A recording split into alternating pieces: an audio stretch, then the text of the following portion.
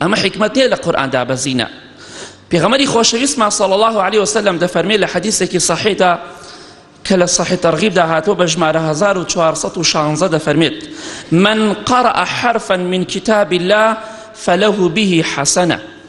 هەر کەسێک یەک پیتێک لە قورئان بخوێنێتەوە، ئەمە فەزلی قورئانە، یەک پیتێ قورئان بخوێنەوە، یەک حرفی قورئان بخوێنیتەوە، فله به حسنة والحسنة بعشر أمثالها، خێریش یەک بەدەیە. پێغەمبەری خۆشەویست دەفەرمێت صلی الله عليه وسلم: لا أقول ألف لام ميم حرف ولكن ألف حرف ولام حرف وميم حرف. أفرمي من ناڵێم ألف لام ميم یەک پیتێکە، بەڵکو ئەلیف پیتێکە، لام پیتێکە، میم پیتێکە، کەواتە هەر کاتێک تۆ ئەلیف لام میم سی خێرە دەست ئەکەوێ. ئەمە فەزلی قورئانی پیرۆزە. هەمومان دەزانین قورئانی پیرۆز ئەوە خێرەکەیەتی، بەڵام چەندێکمان کردەوە بەم حەدیثەی پێغەمبەری خوا دەکەین صلی الله عليه وسلم. چەندێکمان ڕۆژی دووسێ جوزە قورئانە خوێنین، ئەوانەی کە قورئان دەزانین، ئەوانەشی کە قورئان نازانن خۆ دەتوانن سوورەتی ئیخلاص قل هو الله احد بخوێنەوە، بە سێ دانە خێری ختمەی قورئانە دەسەکەوێت.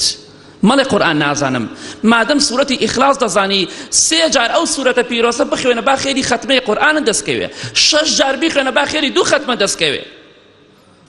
بەڵام ئێمە ئیمانمان ضعیف بووە، لەبەر ئەوە تەماشا دەکەی دڵەکانمان ڕق بووە. تۆ بە هەموو پیتێک لە پیتەکانی قورئانی پیرۆز کە دەیخوێنیتەوە 10 خێرە دەست ئەکەوێ.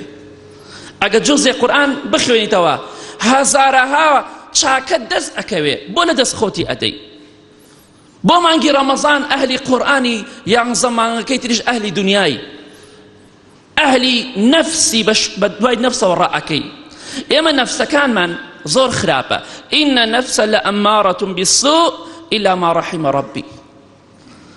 نفسی هەمومان وەکو ئیمامی یوسف پێغەمبەر دەفەرمێت سەلامی خوای لەسەر بێ، نەفس ئەمر بە خراپە دەکات، زۆر ئەمر دەکات بە خراپە، زۆر فەرمان دەکات بە خراپە، ئیلا مەگەر کەسێک خوا ڕەحمی لێ کرد بێت. نفسی هەمومان پیسە، نفسی هەمومان خراپە، پێویستە نەفسەکەت بکوژی. مسلمانان دواکەوتونە لە قورئان، دواکەوتونە لە حەدیثی پێغەمبەری خوا صلی الله عليه وسلم. چەندێکمان بوخاری مسلمان لەبەرە، کەواتە ئێمە زۆر ئیهمالین، زۆر خەمساردین، داوا ئەکەین لە خوای پەروەردگار لەسەر ئەم ئیمان زەعیفی و خراپی نەمان مرێنێت. تۆ بە هەموو پیتێک 10 خێرە دەست ئەکەوێ، ئەمە فەزلی ذیکری خوایە، ئەمە فەزلی قورئانە.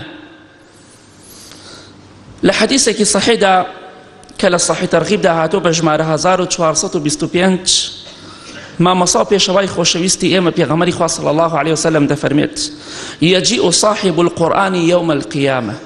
ئەو کەسەی کە قورئانی لەبەر بووە، ئەو کەسەی صاحبی قورئان بوو، واتە بەردەوام خزمەتی قورئانە، بۆ قورئانی خوێناوە.